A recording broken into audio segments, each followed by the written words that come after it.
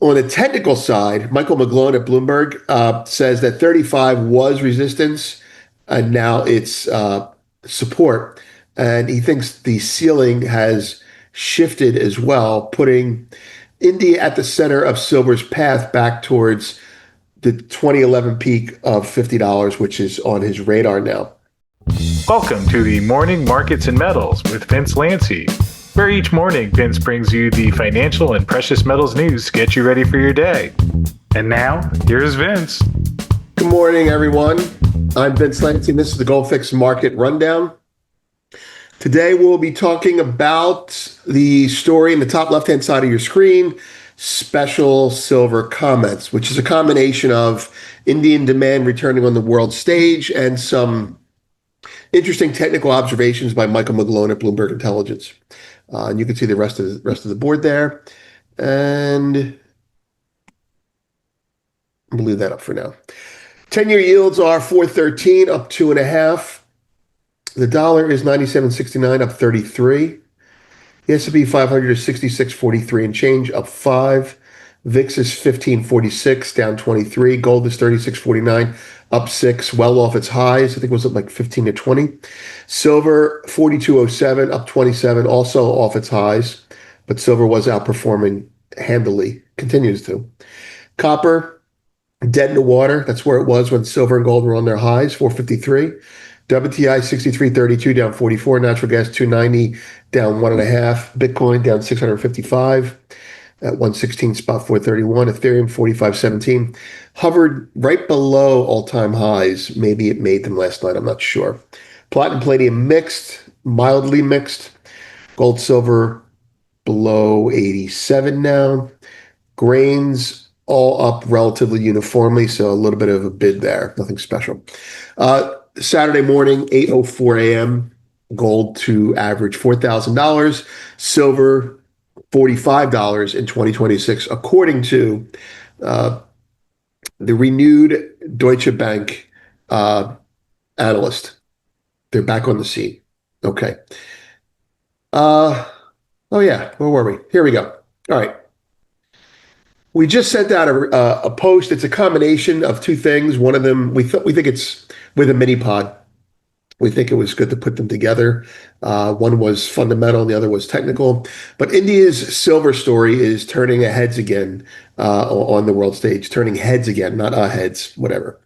After a sluggish start to the year, silver imports are climbing as both investment and industrial demand drain domestic supply. Dealers in Mumbai report that even as prices surge, investors are holding tight, with little scrap coming back to market. Typically, they have a little bit more hitting the bid when it rallies. Futures in Mumbai just hit record highs, up nearly 50% this year, while silver ETFs saw inflows more than double their typical monthly average. This momentum suggests fresh buying could carry into year end. Now, on the technical side, Michael McGlone at Bloomberg says that 35 was resistance and now it's support.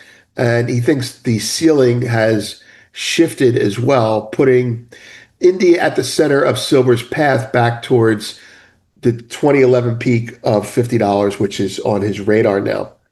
And we have extensive comments on that. He talks about the gold silver ratio.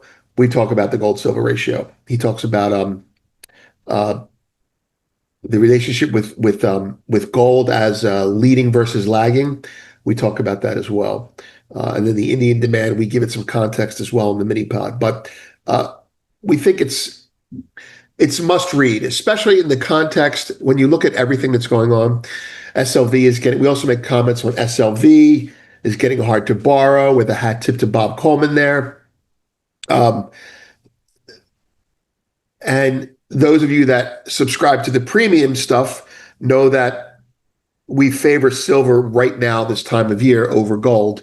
If we're going to be long anything, we're going to be long silver. We think silver needs to lead this rally. We think the Fed rate cut makes people that are more likely to buy precious metals to go from gold into silver. We think silver tracks AI, sadly, but it does in this environment. And we're not completely convinced, but that's The 3 days after the Fed have been, well, Wednesday, Thursday, Friday, Wednesday afternoon, Thursday, and today so far have tracked that. Silver was extremely weak before the Fed, and then stronger than gold for the rest of the day after 2 p.m. Stronger than gold yesterday, stronger than gold today. So there could be a little bit of a convergence. You've got a physical demand coming out of India that's manifesting in SLV in the US, right? You've got silver vaults accumulating tons more on COMEX. To what purpose, we don't know. You've got a technical chart that I want to show you that just absolutely just makes me giddy, and a bunch of other things. Let me show you that chart right away before I get to the other stuff. There's the chart. I will frequently make big picture comments when I'm trying to throw water on something. Like, we need to close above here for there to attract new money in 2026. Like those type of things. You hear me say macro discretionary buys new highs, macro discretionary buys new quarterly, mid-year. And we've had a lot of good ones come up recently in silver. And thankfully, they're still below everyone's radar. But here's one that's on nobody's radar. Except Mike McGlone. And we have different numbers, but we're probably looking at different databases. I'm sure his data is better. But the gold silver ratio has never, according to him, closed above the 1991 high of it comes in at about 93 and change. So for all it has to close above this for me to get bullish. Well, the gold silver ratio, for as big of a range as it has been, and for as high as it has been channeling between 70 and 90 for the last 10 years, uh, it's still on its all-time highs. And I'm not even going back to let's talk about silver in the 1930s. I'm talking about now. It's like, if you can't get the gold silver here, I'll put it to you the way that I'm absorbing it. Central banks are accumulating gold hand over fist, not silver. If you can't get the gold silver ratio to settle over 1991's high this year, you're never going to get it to settle over. This is the biggest central bank demand for gold in forever.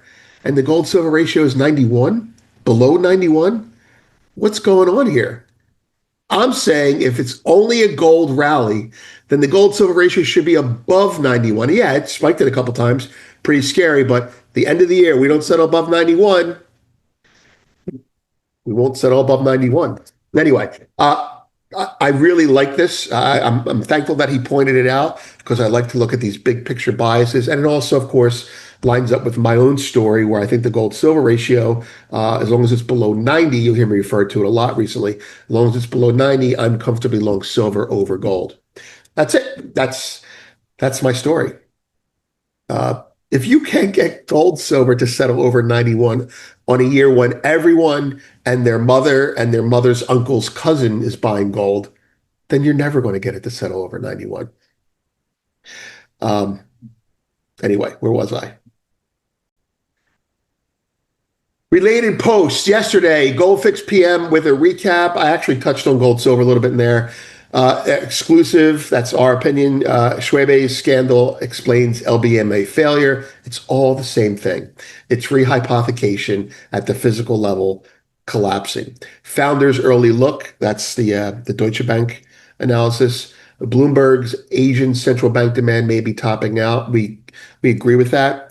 We just think it's a little bit early. We hope it's a little bit early to be saying that, but it certainly is something that's not going to be a tailwind for more than another year tops.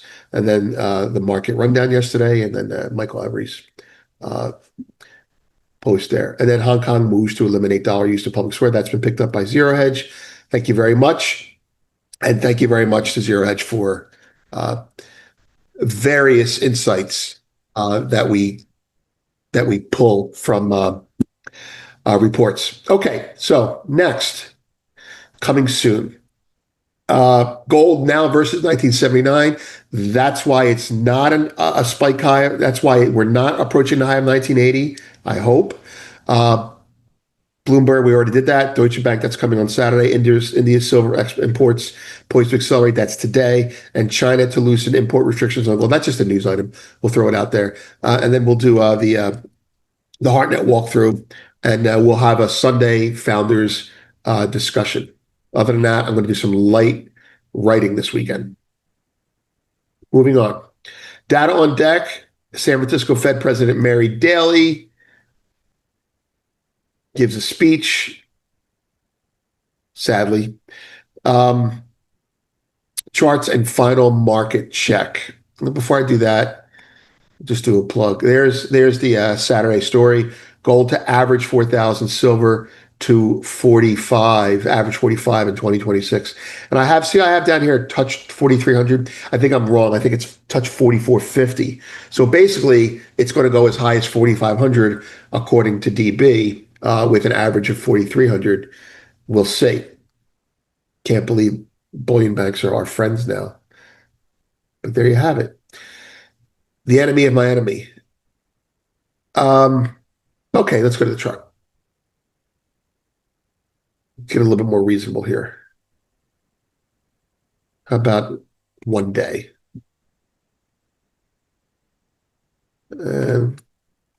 Gold top right. Silver top left.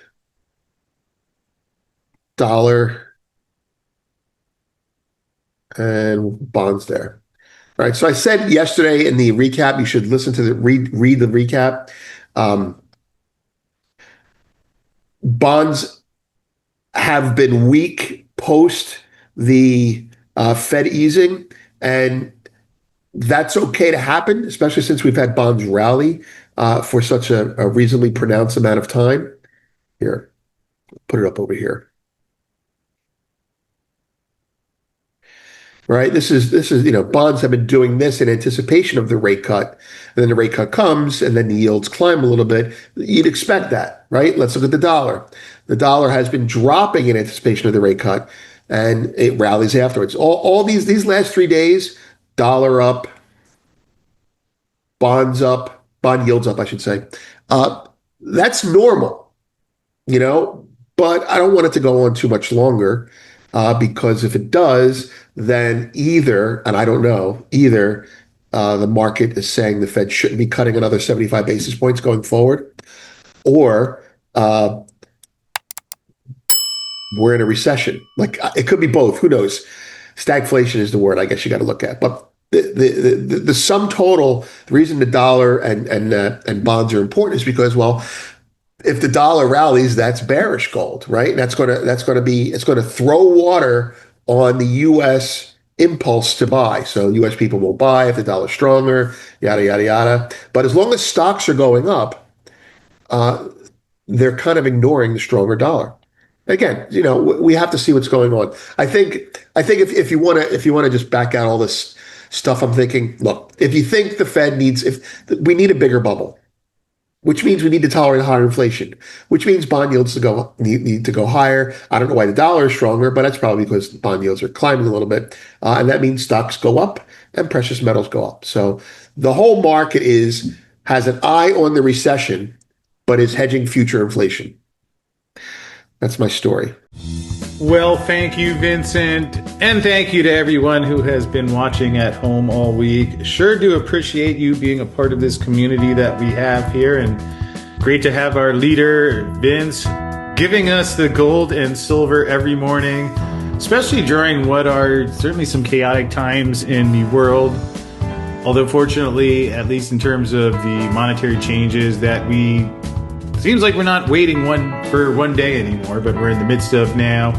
Great to have Vince sharing his insight every day. I sure learn a lot. I am grateful, and I hope you had fun watching the coverage this week. And before we wrap up, just would like to mention that this is all made possible by our kind sponsors, of which Fortuna Mining is one.